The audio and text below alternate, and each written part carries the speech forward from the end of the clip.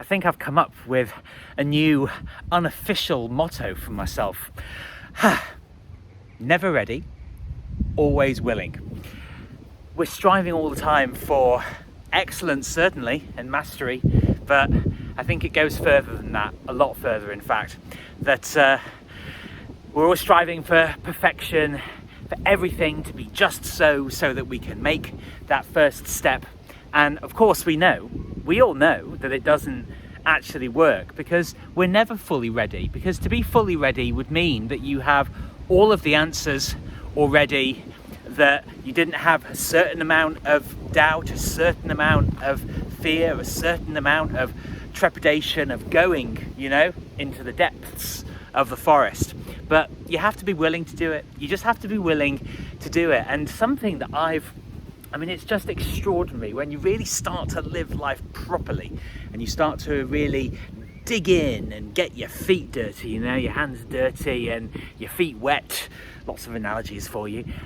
When you actually start to throw yourself in to the fire, what you actually start to see is, and I have done this a lot myself. I have no pride. I've been a hypocrite, but I have no pride. I have been just so consumed with things that are completely irrelevant. But what I've actually been doing, and this is something that if you want to be authentic, this will absolutely put you 1,000 miles ahead of the pack, is all the advice that you're giving, do it. Actually live it, actually embody it. It's a very bizarre thing, human nature, that the more that I see of people, and who knows what's true in the world. I actually think it's really difficult to know what's true, because I think that a huge proportion of the stuff that we all believe is only because we've been told it by somebody else, but we've never actually experienced it in the real world. And I tweeted earlier, do you see it because somebody told you, or do you see it because it's true? It's fascinating. It's absolutely fascinating. And the fixation that people have on destruction and misery and injustice. But look at those same people and ask yourself the question, what are they doing about it? Yes, they're talking about it, but what are they actually doing to enact solutions? What are they actually doing to make the situation better? They're just fighting. And what effect? Think about this. From a personal point of view, imagine of these influencers and podcasters, all these different people that we see all the time. What effect of focusing on misery is that having on all of the people around them? And remember that a lot of these people who are fighting for justice and, moral nobility, they've all got families. They've all got friends and colleagues around them.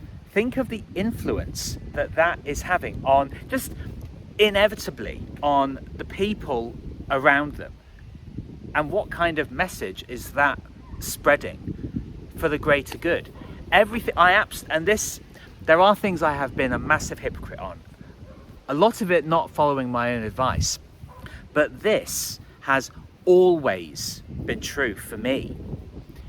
And think about this from your own perspective. Whether you've been blind or in the dark or whatever, I have always wanted to do good. I've always wanted to help people and experience the joys that I've experienced along the way.